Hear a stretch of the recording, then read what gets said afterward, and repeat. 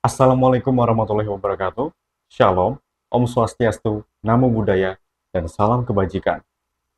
Hari ini, kami, kelompok satu, ingin menjelaskan tentang membangun persatuan dalam perbedaan dan keberagaman demi kemaslahatan masyarakat Indonesia yang pluralistik. Saya, Irza Wahyu Pratama, akan menjelaskan pendahuluan, rumusan masalah, dan poin satu. Pendahuluan, latar belakang. Indonesia dikenal sebagai negara yang memiliki keragaman budaya etnis, agama, dan bahasa dari Sabang sampai Merauke. Terdapat lebih dari 300 kelompok etnis dan lebih dari 700 bahasa daerah. Keberagaman ini merupakan kekayaan bangsa Indonesia yang harus dijaga dan dilestarikan. Namun, keberagaman ini juga menghadirkan tantangan tersendiri dalam membangun persatuan Indonesia. Dalam sejarahnya, Indonesia telah mengalami berbagai dinamika sosial dan politik yang mempengaruhi hubungan antar kelompok masyarakat. Konflik horizontal berbasis suku, agama, ras, dan antar golongan, yaitu SARA, menjadi salah satu isu yang sering muncul. Oleh karena itu, upaya untuk membangun persatuan dalam keberbedaan menjadi sangat penting demi menjaga stabilitas kemaslahatan masyarakat. Rumusan masalah. Bagaimana nilai-nilai Pancasila dapat diimplementasikan untuk memperkuat persatuan dan kesatuan dalam masyarakat Indonesia yang beragam. Yang kedua, tantangan yang dihadapi dalam upaya mewujudkan persatuan dan kesatuan di tengah perbedaan dan keberagaman masyarakat Indonesia. Yang ketiga, bagaimana peran pemerintah dan lembaga pendidikan dalam mengintegrasikan nilai-nilai Pancasila untuk membangun masyarakat yang bersatu. Yang keempat, sejauh mana peran media massa dan peran media sosial mendukung atau menghambat upaya membangun persatuan dan kesatuan berbasis Pancasila. Yang kelima, bagaimana masyarakat dapat secara aktif berpartisipasi dalam mewujudkan persatuan dan kesatuan melalui penetapan nilai Pancasila dalam kehidupan sehari-hari. Yang keenam, bagaimana sejarah penerapan Pancasila sebagai dasar negara telah berkontribusi pada pembangunan persatuan nasional di Indonesia. Yang ketujuh, bagaimana pendekatan lokal dapat disinergikan dengan nilai-nilai Pancasila untuk memperkuat kohesi sosial di Indonesia.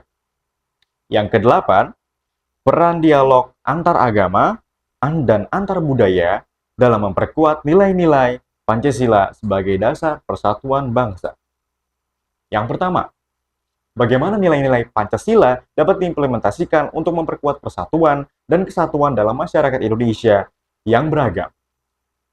Pancasila adalah sumber dari segala sumber hukum di Indonesia.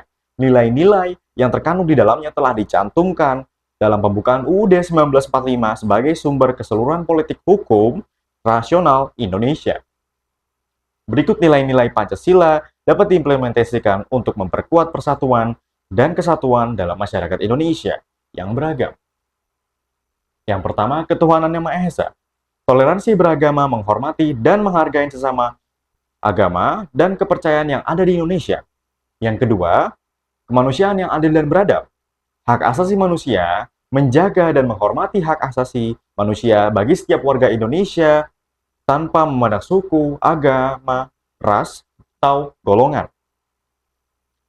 Persatuan Indonesia, nasionalisme, menumbuhkan rasa cinta tanah air dan kebanggaan sebagai warga bangsa Indonesia.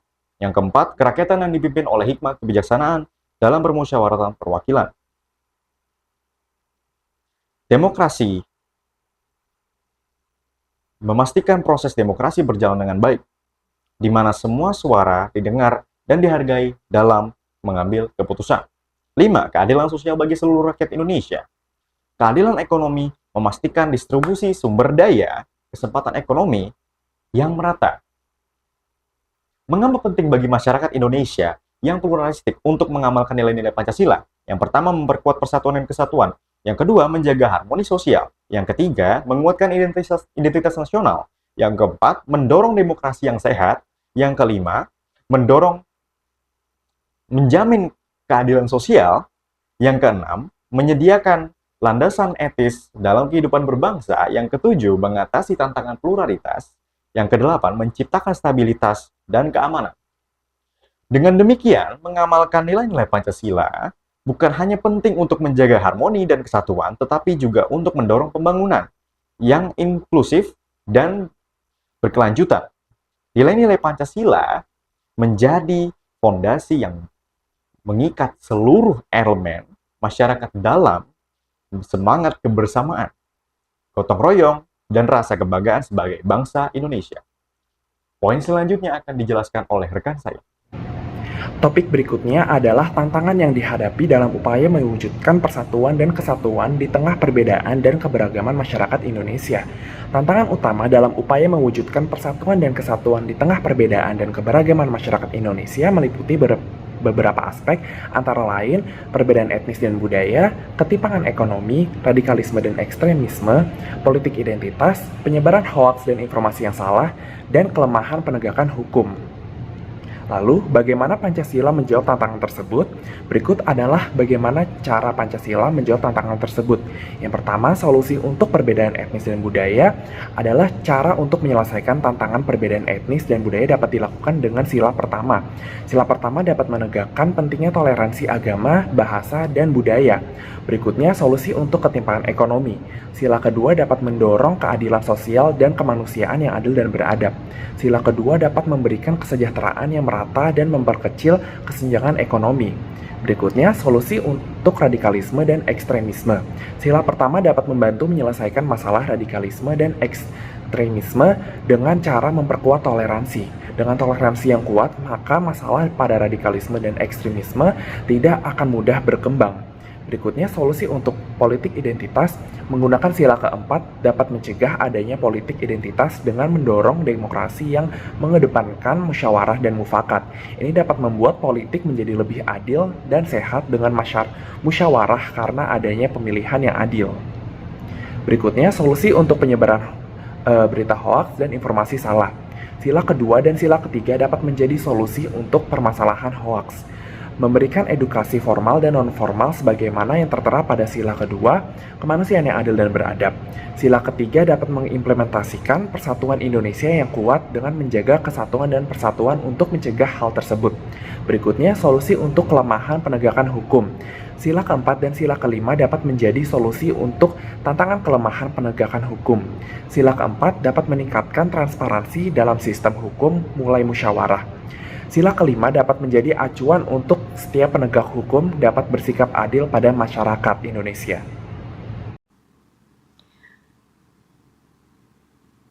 Baik, untuk materi selanjutnya yaitu ada bagaimana peran pemerintah dan lembaga pendidikan dalam mengintegrasikan nilai-nilai Pancasila untuk membangun masyarakat yang bersatu. Ya, di sini ada peran pemerintah.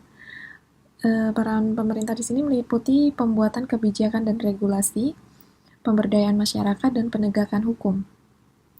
Lalu ada peran lembaga pendidikan yang meliputi kurikulum dan pengajaran, lingkungan sekolah yang inklusif, pengembangan karakter, dan kolaborasi dengan orang tua dan masyarakat. Peran pemerintah dan lembaga pendidikan sangat penting dan mengintegrasikan nilai-nilai Pancasila untuk membangun masyarakat yang bersatu.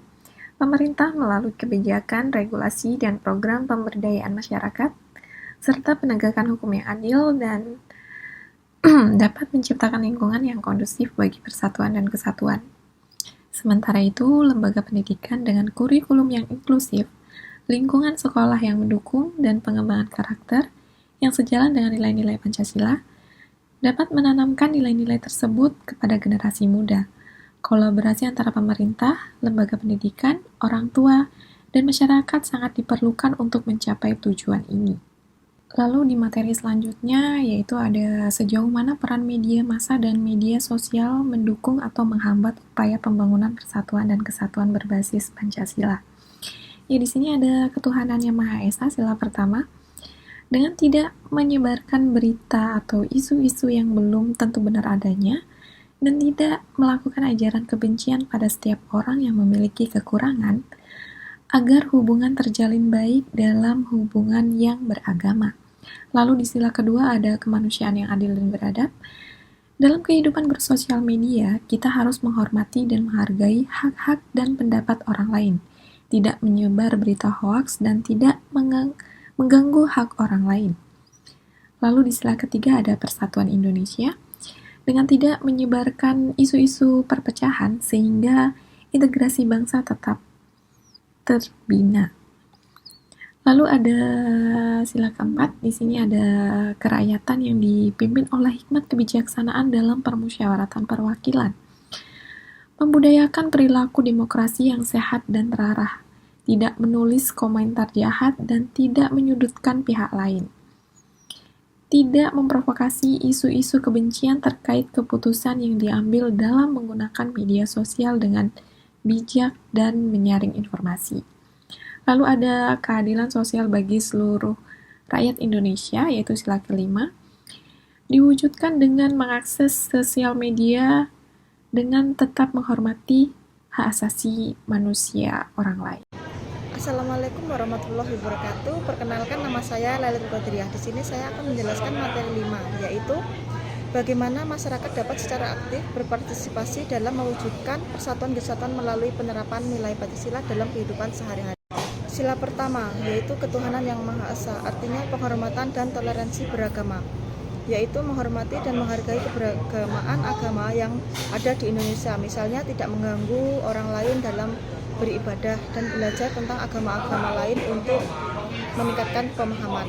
Yang kedua, kerjasama antar umat beragama, yaitu mengadakan kegiatan sosial lintas agama, seperti bakti sosial untuk meningkatkan kerjasama dan solidaritas antar umat beragama. Sila kedua, kemanusiaan yang adil dan beradab, yang artinya pertama, menghargai hak asasi manusia. Masyarakat dapat berpartisipasi dalam kampanye hak asasi manusia dan membantu mereka yang tertindas atau terpinggirkan. Kedua, kegiatan sosial yang melibatkan diri dalam kegiatan sosial untuk membantu sesama, seperti mengadakan donasi untuk bencana alam atau membantu panti asuhan. Sila ketiga, persatuan Indonesia, yang artinya mengutamakan kepentingan nasional di atas kepentingan pribadi atau golongan, seperti mengikuti upacara bendera dan merayakan hari besar nasional. Yang kedua, menghargai simbol negara, menghormati bendera, lagu kebangsaan, dan lambang negara, serta berpartisipasi dalam upacara-upacara resmi yang memperkuat rasa kebangsaan. Sila keempat, kerakyatan yang dipimpin oleh hikmat kebijaksanaan dalam permusyawaratan perwakilan, yang artinya musyawarah dan mufakat, mengambil keputusan melalui musyawarah yang melibatkan seluruh anggota masyarakat. Ini bisa diterapkan di lingkungan RT, RW, sekolah, dan tempat kerja. Pemilu yang bertanggung jawab, menjadi pemilih yang cerdas dan aktif dalam pemilihan umum serta menghormati hasil pemilu. Sila kelima, keadilan sosial bagi seluruh rakyat Indonesia, yang artinya mendukung keadilan sosial, mendukung program pemerintah yang bertujuan meningkatkan kesejahteraan rakyat dan mengurangi kesenjangan sosial. Aksi sosial, melakukan aksi sosial seperti penggalangan dana untuk orang miskin atau pembangunan fasilitas umum di daerah terpencil. Contoh konkret tindakan untuk mempromosikan persatuan. Yang pertama, mengadakan kegiatan gotong royong. Mengajak seluruh warga untuk ikut serta dalam kegiatan gotong royong, seperti membersihkan lingkungan atau membangun fasilitas umum. Melibatkan semua kalangan dalam kegiatan ini untuk menghilangkan sekat-sekat sosial dan mempererat hubungan antar warga. Yang kedua, menyelenggarakan dialog antar umat beragama. Mengadakan diskusi atau dialog antar umat beragama untuk meningkatkan pemahaman dan menghargai perbedaan. Melakukan kegiatan sosial bersama seperti kerja bakti atau bantuan bencana yang melibatkan berbagai komunitas agama. Yang ketiga, mengikuti kegiatan sosial dan budaya. Berpartisipasi dalam acara budaya yang merayakan keberagamaan budaya di Indonesia, seperti festival budaya dan pentas seni. Mengajarkan nilai-nilai toleransi dan keberagamaan kepada anak-anak melalui pendidikan formal dan informal. Demikian penjelasan materi 5 dari saya. Wassalamualaikum warahmatullahi wabarakatuh. 6. Bagaimana sejarah penerapan Pancasila sebagai dasar negara telah berkontribusi pada pembangunan persatuan nasional di Indonesia? Pancasila menggambarkan nilai-nilai yang mendasari identitas nasional Indonesia. seperti persatuan demokrasi, keadilan, dan ketuhanan. Dengan penerapannya, Pancasila telah menyatukan masyarakat Indonesia yang beragam. Proses perumusan Pancasila melibatkan dialog antar kelompok masyarakat, menciptakan konsensus nasional yang memperkuat kesatuan bangsa di tengah perbedaan. Salah satu prinsip utamanya adalah keadilan sosial, yang menjamin hak-hak sosial dan ekonomi bagi semua warga negara. Membantu mengurangi kesenjangan dan konflik sosial, pendidikan kepancasilaan menjadi bagian integral dari kurikulum pendidikan di Indonesia, menyebarkan pemahaman tentang nilai-nilai Pancasila dan meningkatkan kesadaran akan identitas nasional. 7. Bagaimana pendekatan-pendekatan lokal dapat disinergikan dengan nilai-nilai Pancasila untuk memperkuat kohesi sosial di Indonesia? Yang pertama yaitu mengintegrasikan nilai-nilai Pancasila dalam tradisi budaya lokal. Yang kedua yaitu memasukkan muatan lokal dalam kurikulum pendidikan. Yang ketiga, melestarikan dan mempromosikan kearifan lokal. Yang keempat yaitu peran lembaga pendidikan dan pesantren. Dengan mensinergikan pendekatan budaya lokal dan nilai-nilai Pancasila melalui berbagai cara tersebut, kohesi sosial di Indonesia dapat diperkuat. Masyarakat akan lebih mudah memahami, menghayati, dan mengimplementasikan nilai-nilai Pancasila dalam kehidupan sehari-hari, sehingga dapat meminimalisir konflik dan memperkuat persatuan dan kesatuan bangsa. Contoh implementasi pendekatan-pendekatan lokal dengan nilai-nilai Pancasila, yaitu yang pertama, kasus sukses di Provinsi Bali berhasil melestarikan dan mengintegrasikan budaya lokal dengan nilai-nilai Pancasila melalui konsep Trihita Karana, yang menekankan keseimbangan hubungan manusia dengan Tuhan, sesama, dan alam. Kemudian kasus sukses di Kabupaten Ngada, Nusa Tenggara Timur, yaitu berhasil memperkuat kohesi sosial melalui tradisi musyawarah, panga atau pungu, yang mencerminkan nilai-nilai Pancasila seperti kerakyatan, musyawarah, dan keadilan sosial. Kemudian kasus sukses di Kabupaten Tanah Toraja, Sulawesi Selatan, yaitu memperkuat kohesi sosial melalui kearifan lokal, tongkonan, rumah adat yang menjadi pusat kegiatan sosial dan budaya. Tongkonan mengandung nilai-nilai persatuan, kebersamaan, dan kerukunan yang sejalan dengan Pancasila. Selanjutnya adalah apa peran dialog antar agama dan antar budaya dalam memperkuat nilai-nilai Pancasila sebagai dasar persatuan bangsa.